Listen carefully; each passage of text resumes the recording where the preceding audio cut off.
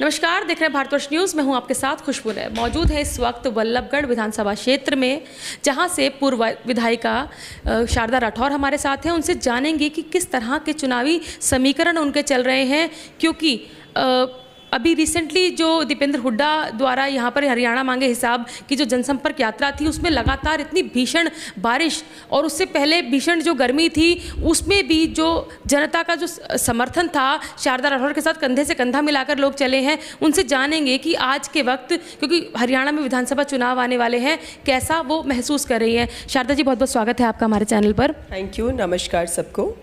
शारदा जी, इस वक्त देखिए, कहीं ना कहीं कांग्रेस में गुटबाजी को हमेशा कहा जाता है। आप कांग्रेस से, वल्लभगढ़ से विधायिका रही हैं, आपके कार्यकाल में ऐसे कौन से कार्य हुए हैं और इस वक्त आप जनता में किस चीज़ को लेकर जा रही हैं, और कहीं ना कहीं आप एक मजबूर और भावी नहीं, भारी जो इस वक्त कहते हैं प्रत्याशी के रूप में कांग्रेस में देखी जा रही हैं?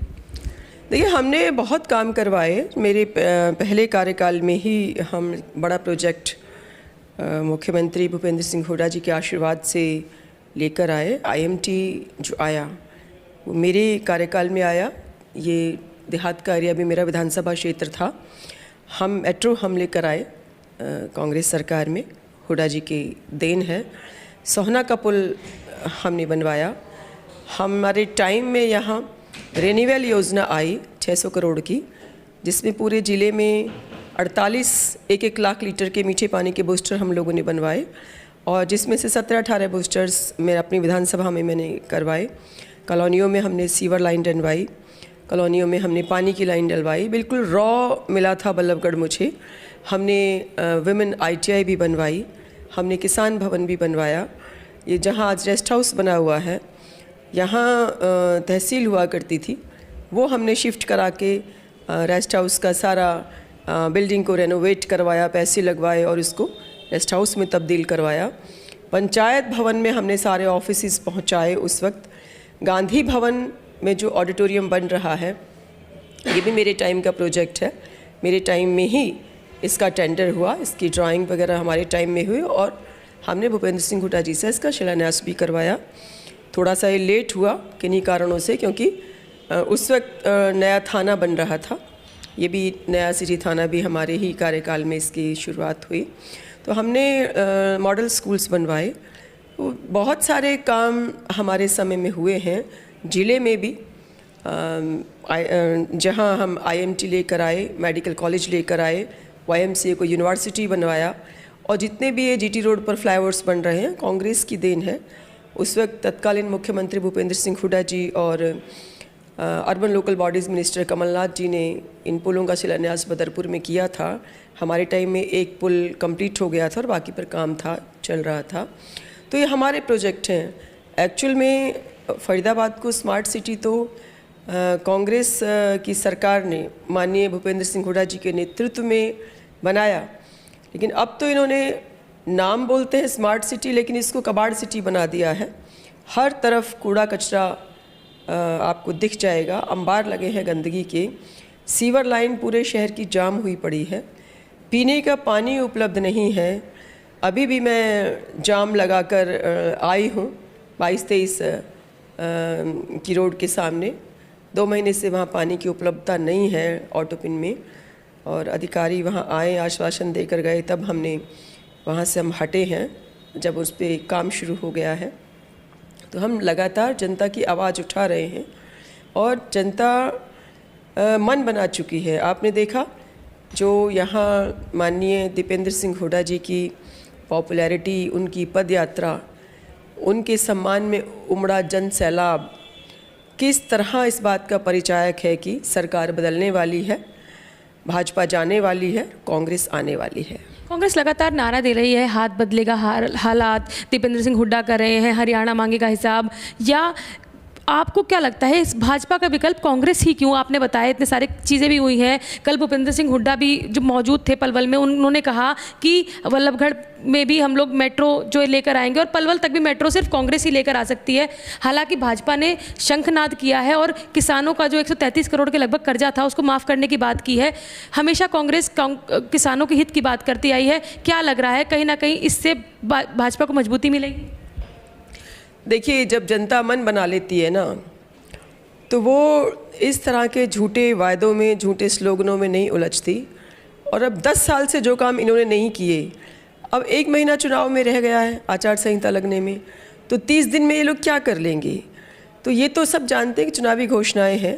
इन्होंने तो 2014 में, 2019 में बहुत सारे वायदे किए थे, घोषणाएं करी थी कि 15-15 लाख रुपए आपके खाते में आएंगे, हम 2 करोड़ सालाना रोज़गार देंगे, हम 100 स्मार्ट सिटी बनाएंगे, हम बुलेट ट्रेन लेकर आएंगे, हम किसानों की आमदनी दुगनी कर देंगे, 2022 तक हम हर गरीब आदमी के सर पे छत बना कर देंगे।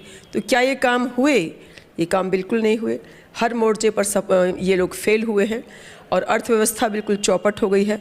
आज महंगाई चरम सीमा पर है, आज बेरोज़गारी चरम सीमा पर है, आज अपराध में हरियाणा नंबर 1 है, आज बहन बेटियों की इज्जत असमत के लिए लोग लड़ाई लड़ रहे हैं। हमारी खिलाड़ी बेटियों को सड़कों पे घसीट कर पुलिस ने जो अपमान किया है वो जनता भूली नहीं है।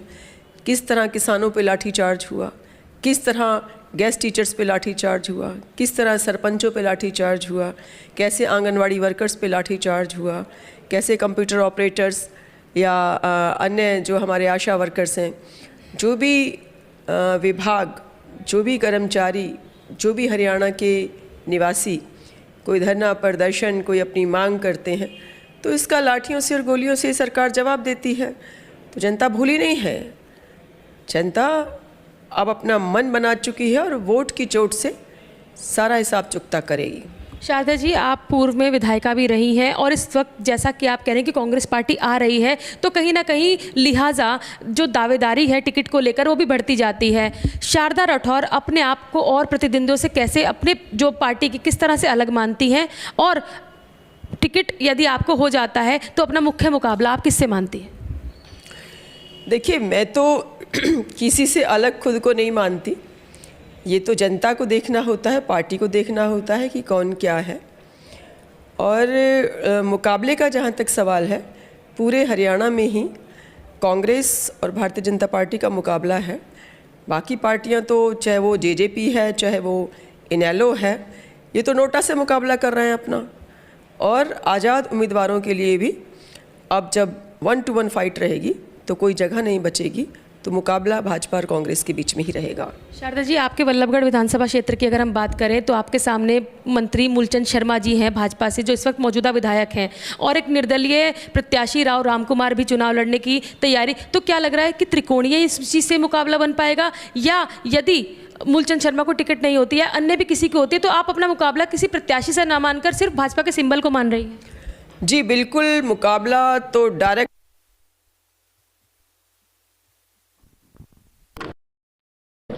तीसरा कोई व्यक्ति मुकाबले में नहीं है। वल्लभगढ़ विधानसभा क्षेत्र की जनता से क्या अपील करेंगी शारदा राठौर? मैं तो यही अपील करूंगी कि बदलाव की बयार जो चल रही है, जो लोगों में एक उम्मीद है कांग्रेस को लेकर, जो 10 साल से इनके कुशासन से जनता ग्रस्त है, तो वो सब लोग मिलके एकजुट होकर कांग्रेस का साथ दें, क्योंकि कांग्रेस से ही लोगों को आस है। हम सब मिलकर भाजपा के कुशासन को उखाड़ फेंकेंगे और इस बार कांग्रेस की 36 बिरादरी की हर वर्ग की सरकार बनाएंगे और ज़्यादा से ज़्यादा लोगों की भलाई के काम होंगे। अपना प्रदेश तरक्की करेगा। जैसे पहले हम प्रति व्यक्ति निवेश में, प्रति व्यक्ति आमदनी में आगे थे, इसी तरह हर फील्ड में हम बहुत आगे जाएंगे। हम सब मिलकर हरियाणा की प्रगति को नए आयाम देंगे। तो ये थी शारदा राठौर, जिनका कहना था कि जो जनता है उनकी, जिनका अपार समर्थन उनको मिल रहा है, उसको लेकर वो अपनी जीत को सुनिश्चित होता देख रही हैं, और लगातार उन्होंने कहा है कि भाजपा जा रही है और कांग्रेस आ रही है। आप देखते रहिए द भारत दर्शन।